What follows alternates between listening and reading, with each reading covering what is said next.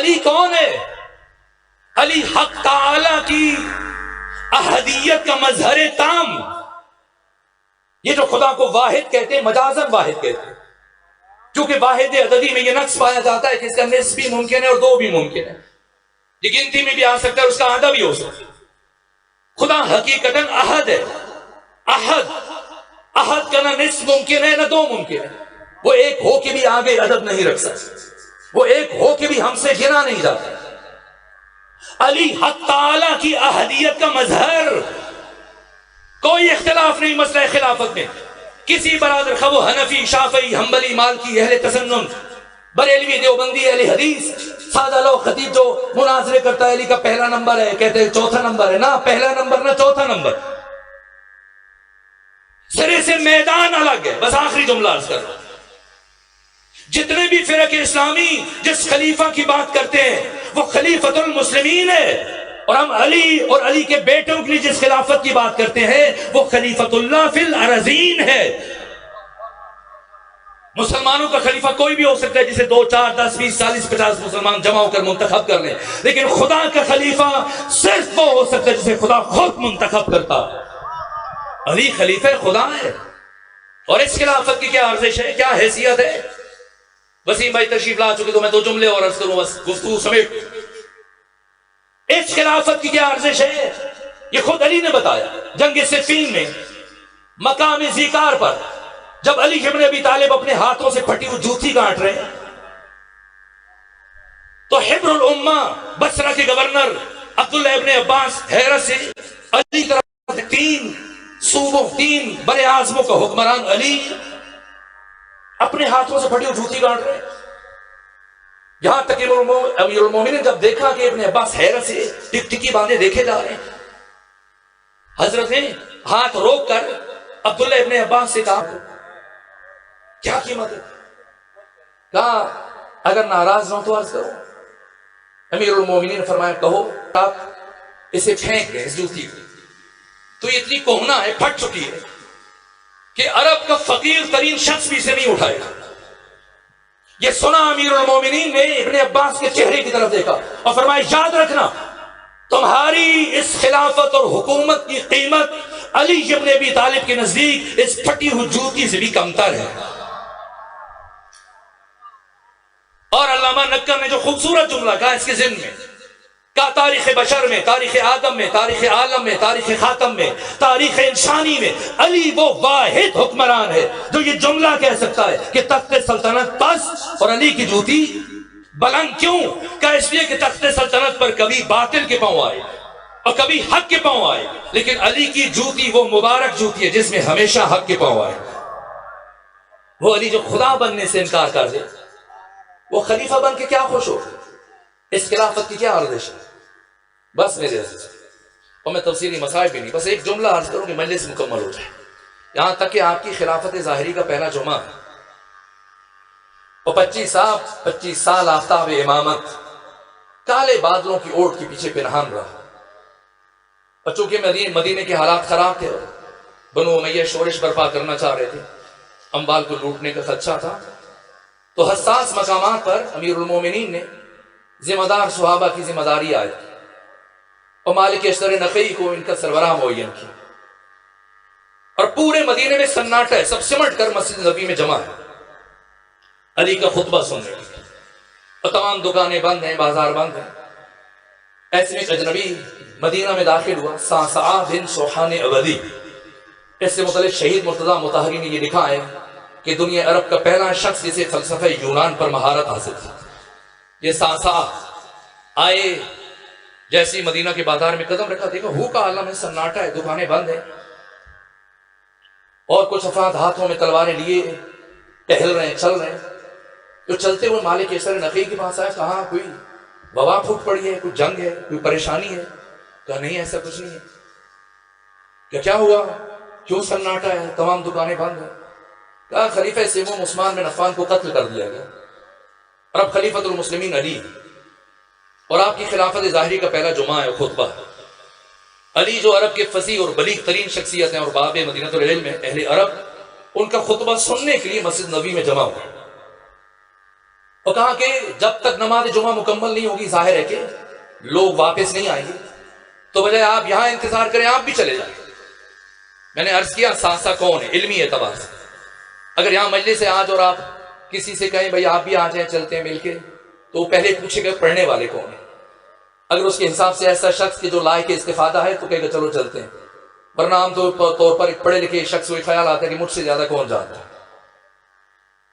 تو یہی خیال ایک لمحے کے لیے سانسا کو آیا، مسلمانوں کی علمی کیفیت ان پر آیا تھی، اور 25 سال چکے آفتاب امامت کالے بادلوں کی اوٹ کے پیچھے پنہان تھا تو علی سے ناشنا تھا، لیکن پھر سوچا کہ اتنا معتبر و باوقار انسان، یہ جلیل القدر انسان جس کے چہرے پر اتنا رعب ہے، دبدبا ہے، جلال مالک اشتر نقی، جب کہہ رہے تو چلو چل کے سنتے ہیں کون ہے کیا بات کر رہے ہیں۔ اور ساسا پہنچے مسجد نبوی میں تو کیا دیکھا کہ کھچا کھچ مسجد بھری ہے اور جگہ نہیں ہے، وہیں پیچھے بیٹھ گئے اور حضرت کا خطبہ سننے لگے۔ یہاں تک کبھی ایسے ہوتا ہے، نہیں معلوم آپ کے ساتھ ایسا واقعہ پیش آیا، کبھی اتفاق ہوا کہ کبھی اگر کسی خطیب کی گفتگو بہت اچھے لگ رہی ہو تو انسان پھر کوشش کرتا ہے تھوڑا آگے چلے جائے، ایسی جگہ پہنچے جہاں آواز زیادہ بہتر آئے۔ تو سانسا لاشعوری طور پر سن بھی رہے ہو اور کوشش کر کے آگے آگے جا رہے ہیں، یہاں تک کہ بڑھتے بڑھتے پہلی صف میں جا پہنچے، اور اتنے محو اور مستغرق ہیں امیر المومنین کے خطبے میں کہ ایک مرتبہ سانسا بن سہن ابدی پیمانہ سب لبریز ہوا اور حضرت کی تقریر کے دوران اٹھے اور اٹھ کر کہنے لگے امیر المومنین ناراض ہیں، میں نے پہلی دفعہ آپ کو دیکھا، پہلی دفعہ آپ کی گفتگو سن رہا ہوں، لیکن آج آپ کو سننے کے بعد اور آپ کو دیکھنے کے بعد سانسا یہ محسوس کر رہا ہے، یا علی ما زینک الخلافہ بل زینتہ، اے علی خلافت نے آپ کو زینت نہیں دی، آپ نے خلافت کو زینت دی۔ علی آپ نے فرمایا کہ آپ مولود کعبہ ہے، معاف کیجئے کعبہ میں پیدا ہونا آپ جیسی ہستی کے لیے باعث شرف نہیں ہے، کعبے کے لیے باعث شرف ہے۔ آپ کے وجود نے اسلام کو زینت دی، قرآن کو زینت دی، انسانیت کو زینت دی، بشر افتخار کر سکتا ہے علی جیسی ذات اس کائنات میں متجلی ہوئی۔ سانسا اور کہنا چاہ رہے تھے، حضرت نے فرمایا خاموش ہو جائے، یہاں تک کہ حضرت نماز مکمل کی اور مسجد سے چلے، سانسا کا سر جھکا ہوا علی کے پیچھے چل رہا ہے، اور حضرت نے آواز دی سانسا قریب ہو، اب بتاؤ کچھ لمحے پہلے کیا کہہ رہے تھے؟ سانسا نے عرض کیا میں کہہ رہا تھا کہ کائنات کی ہر چیز کی زینت آپ کے وجود سے، دین کی زینت آپ سے، اسلام کی زینت آپ سے، قرآن کی زینت آپ سے، قبلہ کی زینت آپ سے، خلافت کی زینت آپ سے۔ فرمایا تو کہہ رہا ہے ایسا ہی ہے، لیکن تو نہیں جانتا کہ اللہ نے علی کو ایک ایسی بیٹی عطا کی ہے جو خود علی جیسے باپ کے لیے باعث زینت ہے۔ جانتے ہیں یہ نام کس نے رکھا؟ ڈاکٹر علی قائمی کی کتاب ہے، اردو زبان میں ترجمہ ہو چکی ہے، 450 صفحات پر مشتمل، جو ان کی پی ایچ ڈی کی تھیسس ہے۔ علی کی بیٹی، جا کے پڑھیے گا، انہوں نے حوالوں کے ساتھ یہ چیز تحریر کی کہ یہ نام جب بیوی کا نور اس کائنات میں ظاہر ہوا، سیدہ زہرا نے مولا متقیان کے ہاتھوں پہ رکھا، ثانیہ زہرا کو کہا اس بچی کا نام تجویز کریں، تو کہا میں اللہ کے رسول پر سبقت نہیں لے جا سکتا۔ انتظار کیا گیا، پیغمبر ہے، اور پیغمبر سے خواہش کی کہ آپ بچی کا نام رکھیں، کہا میں اپنے اللہ پر سبقت نہیں لے جا سکتا۔ اور کچھ لمحوں کے بعد جبرائیل امین کا نزول ہوا اور سلام کے بعد عرض کیا کہ اللہ یہ فرما رہے اس بچی کا نام زینب رکھا جائے۔ یہ لفظ مرکب ہے، زین و اب، اپنے باپ کی زینت، وہ بیٹی جسے اللہ نے علی جیسے باپ کے لیے زینت قرار دیا۔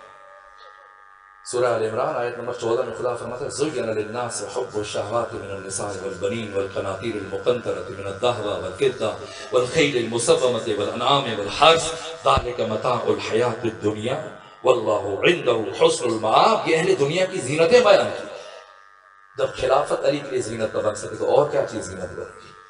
علی جیسی ہستی کے لیے اللہ نے اسے زینت قرار دیا۔ بس تفصیلی مسائل آپ سنیے گا، تکمیل مجلس کے لیے ایک جملہ عرض کرتا ہوں۔ کون ہے زینب؟ ساری کائنات حسین ابن علی کی ممنون ہے، اور خود حسین ممنون ہے زینب بنت علی کے۔ وہ حسین کے جو تمام اہل جنت کے سردار ہیں، خدا نے قرار دیا، انبیاء غیر انبیاء، اولین و آخرین، سب کے سردار حسین، کہ دنیا جس کے دروازے پہ کھڑے ہو کے دعائیں مانگے۔ اور حسین زندگی میں ایک مرتبہ کسی ہستی سے کہا التماس دعا، اس ہستی کا نام زینب بنت علی ہے. شہادت سے کچھ لمحے پہلے جب جا رہے تھے کہا یا اختی لا تنسینی فی نافلۃ اللیل، بہن زینب مجھے اپنی تہجد کی دعاؤں میں فراموش نہ کرنا. شرمندہ ہوں، وقت تمام ہوا، اس میں مسائل نہیں پڑا، بس ایک جملہ عرض کرا. ہر معصوم ممنون اس سے پاس گزار ہے اس بیوی کا. یہاں تک کہ آیت اللہ مرشی نجفی فرماتے ہیں کہ میں ایک شب سو رہا تھا اور آقا امام زمانہ مجھے خواب میں آئے. مجھ سے کہا مرشی جاؤ فلاں گلی میں ایک شاعر رہتا ہے، جا کے اسے میرا سلام پہنچا اور اسے کہنا رات جو اشعار تم نے لکھے ہیں زمانے کا امام تمہارا شکریہ ادا کر رہا ہے. آقا مرشی کہتے ہیں میں گیا اور شاعر کو سلام پہنچایا اور امام کی طرف سے شکریہ پیش کیا، اور جب پلٹنے لگا تو مجھے خیال آیا وہ کیسے اشعار ہیں کہ زمانے کا امام اس شاعر کا شکریہ ادا کر رہا ہے. میں نے کہا اگر مناسب سمجھو تو اشعار اٹھا کے لے آؤ میں بھی دیکھوں. تو جب وہ شاعر اپنا کلام اٹھا کے لایا تو اس کا پہلا شعر یہ تھا کہ سر نئی در نئی نوا می ماند اگر زینب نہ بود، کربلا در کربلا می ماند اگر زینب نہ بود، کربلا کربلا ہی میں رہ جاتی اگر زینب بنت علی نہ ہوتی. 1,24,000 انبیاء کی محنتوں کو بچایا حسین بن علی نے، لیکن حسین کی محنتوں کو کس نے بچایا؟ زینب بنت علی نے. عرض کروں آج یکم سفر ہے، آج کا دن جانتے ہیں، آج علی کی بیٹی زندگی میں پہلی مرتبہ ننگے سر جزید جیسے شرابی کے دربار میں جا رہے ہیں. بس یہی ایک جملہ ہے. یہاں تک کہ 40 ہجری میں مولا متقیان کی شہادت ہوئی. کون جا رہی ہیں؟ زینب کون ہے؟ میں نے پڑھا مقتل کی کتابوں میں جب سیدہ کی، بس آخری جملہ، سیدہ کی جب شہادت ہوئی تو غسل و کفن کے بعد مولا متقیان نے فضہ سے کہا کہ بچوں سے کہ آخر آخری مرتبہ اپنی ماں فاطمہ زہرا کے چہرے کی زیارت کریں. امام حسن آئے، امام حسین آئے، جب جناب فضہ نے ثانی زہرا کو پیغام دیا تو کیا کہا بی بی نے؟ کہا اماں فضہ پہلے بابا سے کہیں کہ وہ حجرے سے باہر تشریف لے جائیں، اس لیے کہ مبادا جب میں اپنی ماں کی میت پہ جاؤں تو مجھے اپنی ردا کا خیال نہ رہے، اس کیفیت میں ردا میرے چہرے سے سرک جائے تو مجھے ایسی حالت میں بابا کے سامنے جاتے ہوئے شرم محسوس ہوتی. خود سوچئے گا وہ بی بی جو 5 برس کی عمر میں اپنے بابا کے سامنے جاتے ہوئے شرم محسوس کر رہی ہے، اللہ جانے ننگے سر یزید جیسے شرابی کے دربار میں کیسے جائے. اور علی جانتے تھے میری بیٹی زینب مر جائے گی، ہر مرحلہ طے کر لے گی، لیکن سب سے مشکل مرحلہ ثانیہ زہرا کے لیے یزید جیسے فاسق اور شرابی کا دربار تھا. اس لیے 40 ہجری میں جب آقا کی شہادت ہوئی تھی تو سب سے آخر میں مولا متقیان نے زینب کبریٰ کو قریب بلایا. وہ وصیتیں کرتے کرتے آواز رند گئی، علی جیسے مشکل کشا وہ ہستی بولا نہیں جا رہا. طبیعت سنگی اور کہا بیٹی اپنا کان میرے دہن کے قریب لے آؤ. پھر کان میں وصیت کی اور اس کے کچھ لمحوں کے بعد مولا متقیان کی شہادت ہو گئی. پھر 20 سال گزر گئے اور ان 20 سالوں میں بنو ہاشم کی خواتین اکثر ثانیہ زہرا سے پوچھتی تھی کہ بی بی بتائیں وقت آخر آپ کے بابا علی نے آپ سے کیا وصیت کی تھی. بی بی نے کبھی جواب نہیں دیا. یہاں تک کہ 60 ہجری گزر گئی، 61 ہجری آئی، کربلا، کوفہ، شام میں 21 دن کا تاریخ انسانی کا مشکل ترین سفر طے کیا بے کجاوا اونٹوں کی پشت پر. اور جب شام میں اتارا گیا تمام بیویاں لہو لوہان ہو چکی تھی، اور اس کے بعد 3 دن شام شہر کے دروازے پر بٹھایا گیا. پھر گلیوں سے گزارا گیا. کیسے گزارا گیا؟ پتھروں سے استقبال کیا گیا.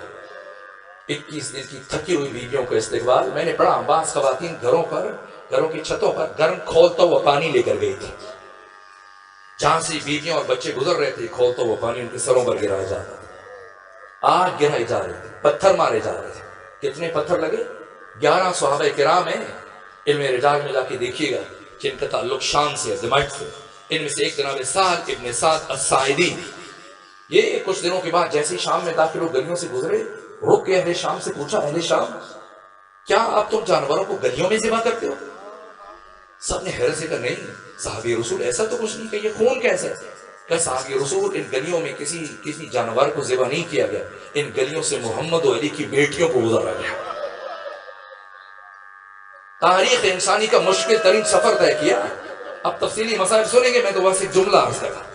میں نے خود پڑھا ہے، یہ خطیبانہ جملے نہیں ہے، ثانی زہرا نے کوہنیوں کے بل سفر کیا ہے، رکی نہیں، ایک مقام پہ رکی ہے، کربلا سے کوفہ، کوفہ سے شام، شام پہنچنے کے بعد صرف ایک مقام پر رکی علی کی بیٹی۔ یہ کون سی جگہ ہے؟ یزید کے محل اور یزید کے دربار کے دروازے پر۔ جیسی ثانی زہرا پہنچی ہیں، ایک مرتبہ زمین پر بیٹھی، سید سجاد آگے بڑھے، پوچھے ٹوٹی اماں تھک گئی ہیں، گھبرا گئی ہیں، پریشان ہیں؟ فرما نہیں سید سجاد۔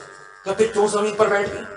کہا سنو سید سجاد، آج سے 20 سال پہلے 40 ہجری میں جب میرے بابا علی کے سر پہ ضرب لگی تھی تو وقت آخر بابا نے مجھے قریب بلا کر میرے کان میں وصیت کی تھی، پھر بابا کی شہادت ہوئی تھی، پھر برابر 20 سال بنو ہاشم کی خواتین مجھ سے پوچھتی رہی کہ بی بی بتائیں آپ کے بابا نے آپ سے کیا بات کی تھی؟ میں نے کبھی کسی کو نہیں بتایا، آج پہلی مرتبہ آپ کو بتانے لگا۔ میرے بابا علی نے مجھ سے کہا تھا، اے بیٹی زینب تجھے اپنی زندگی میں ایک دن ننگے سر یزید جیسے شرابی کے دربار میں جانا پڑے، اور بیٹی زینب جب ایسا وقت آ جائے تو گھبرانا نہیں، پریشان نہ ہونا، میں علی وعدہ کرتا ہوں میں آؤں گا تجھے اپنے ساتھ لے کے جاؤں گا۔ کیوں؟ علی جانتے ہیں مبادا یزید کے دربار میں میری بیٹی زینب کا جگر پھٹ نہ جائے، کہیں میری بیٹی مر نہ جائے، اس لیے وعدہ کیا تھا۔ یہاں تک کہ ثانی زہرا کچھ لمحے زمین پر بیٹھی رہی اور پھر یہ کہتی اٹھ کر کھڑی ہوئی، السلام علیک یا ابتا، السلام علیک یا امیر المومنین، الا لعنت اللہ علی القوم الظالمین۔